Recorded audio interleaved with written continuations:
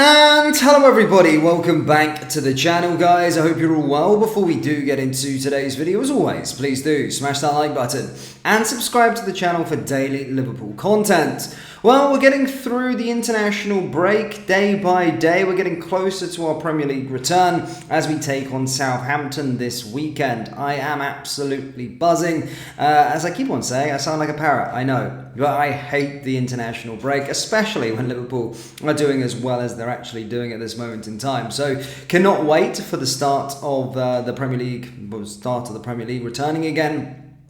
We have got some huge Virgil van Dijk news as confirmation has been made. We're also going to be going over a bit of an international roundup, whilst also discussing some of the latest Liverpool news from the last 24 hours. So sit back, relax, hit the like, hit the subscribe button, and here is your Liverpool update. If you live and breathe football, Sarah's Best of Europe is your game. The first step is just simple. Just use my link to sign up, and you'll earn $50 in credit to get started. Then the fun begins. As you build your 5-player squad, choose your captain wisely for those crucial bonus points, and join competitions to compete for a once-in-a-lifetime experiences. Your football knowledge can earn you unmatched rewards. Imagine traveling with European giants to Champions League games, or enjoying VIP access to football's biggest matches. Every week you're in for a chance to win tickets, sign jerseys, VIP experiences, and so much more. So if you're ready to live your once-in-a-lifetime experience, click my link, sign up, and let's see if you have what it takes to win ultimate prizes. So starting with it guys, Andy Robertson marked his 80th cap with a sensational stoppage time winner in Poland to retain Scotland's hopes of staying in the top level of the UEFA Nations League. A 2-1 victory in Warsaw went Scotland above Poland into third place in Section A1 and set up a two-legged playoff in March, one of the runners-up in the second tier for the right to stay among the elite. John McGinn put Scotland ahead inside 3 minutes with his 20th international goal, putting the midfielder ahead of Ali McCoist in 5th place as the all-time Scotland goal scorers list. Scotland hit the frame of the goal through Billy Gilmour and Scott McTominay in the end of the first half before Poland levelled in the 59th minute through Kamil Pitowski's powerful strike. The visitors kept pressing and Robertson produced a brilliant run and leap ahead of John Souttar's cross in off the post 3 minutes into the added time.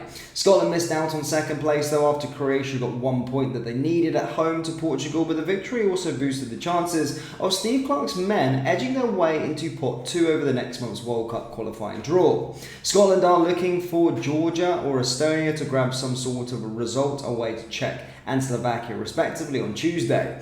McGinn came into the Scotland team along with Lyndon Dykes after netting the only goal against Croatia on Friday, and Craig Gordon shook off the virus to start. The opening moments were a sign of things to come. There was a scare for Scotland inside 60 minutes until Robertson made a crucial covering block. An incisive pass from Gilmour soon gave Ben Doak the chance to set up McGinn, who swept home with his right foot. Doak, from a Liverpool's perspective, was everywhere in the opening stages, making interventions deep in his own half and beating his man and putting in another dangerous ball.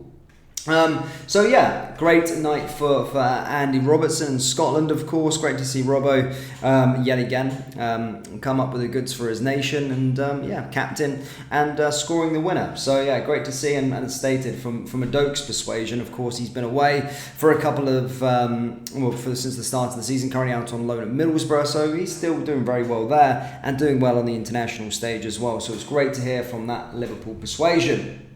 Now, going into some huge Virgil van Dijk news, guys, as confirmation has been made. Yes, Van Dijk has reported back to the XA training centre after leaving the Netherlands squad early, with Ronald Koeman claiming he has a minor issue. For the second international break in a row, Van Dijk has not completed the fixture list for the Netherlands, leaving halfway through their camp. In October, it came due to suspension, missing their second game after being sent off. But this time around, both club and country are eager to manage their captain's fitness. This comes according to Dutch coach Koeman, with Van Dijk having trained individually in the build-up to their 4-0 victory over Hungary due to minor complaints. Virgil has some minor complaints he had already had last week. He trained separately last week until Wednesday. Also, considering the programme that these types of players have to complete, he always plays everything.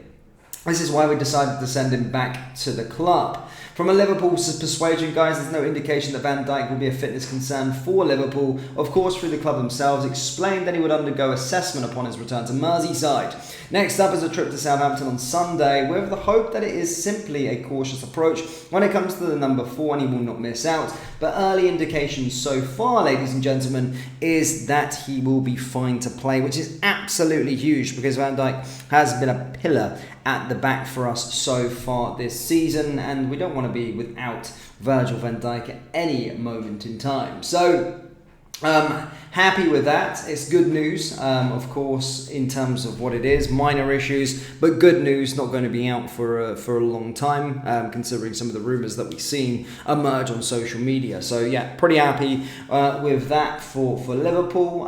But yeah, happy, and yeah, great for us. In some other news, guys, Tottenham midfielder Rodrigo Bentancur has been given a 7-match domestic ban by the Football Association for an alleged racist remark made about a teammate, Son Heung-min, in a TV interview.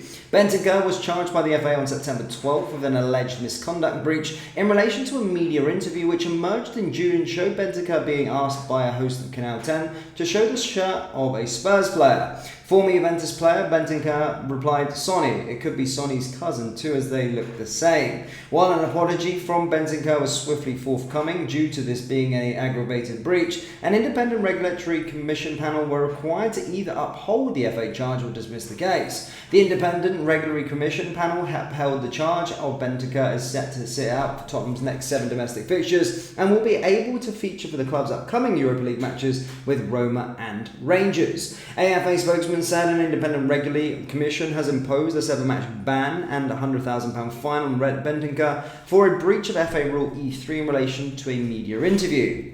It was alleged that the Tottenham Hotspur midfielder breached FA Rule E3.1 as he acted in an improper manner and or used abusive or insulting words and brought our game into disrepute. It was further alleged that this constitutes an aggravated breach, which is defined in the FA Rule E3.2 as it included a reference, whether express or implied, to nationality and or race or ethnic origin. Rodrigo denied this charge, but the Independent Regulatory Commission found it to be proven and imposed the sanctions following a hearing. So yeah, a bit of news there with regards to Bentancur, widespread, of course, but that's with regards to that situation. So yeah, that's kind of all we've really got in terms of the actual news, guys, headlines and all that sort of stuff. But the main stuff, guys, of course, is Virgil van Dijk is good to go for this weekend against Southampton. Again, I fully expect us to go out there and win that, but it's the start of a really grueling couple of fixtures. We've got Manchester City and then Real Madrid, and we beat Manchester City, guys. I'm going to be ordering a nice bottle of Dom Perignon ready to go for May. Get it on the ice. Nah, I'm not going to jinx it, guys. But of course, beating Manchester City and managing to go 8 points clear of them would be absolutely huge at this stage of the season. And hopefully we can get the job done and especially capitalise on them being so poor at this moment in time. And I genuinely do believe we can go on and do that. So yeah, happy days, happy round all round in the Liverpool camp. Tuesday, a few more days to go, guys, not too far away, but very much looking forward to the imminent return of the glorious Reds. But Liverpool fans, that's all I've got for you guys. As always, do hit the like, hit the subscribe button, and make sure you do check out our sponsor, Sarah. Link is down there in the description. Go check it out, and yeah, play with me. Take care, look after yourselves. Peace.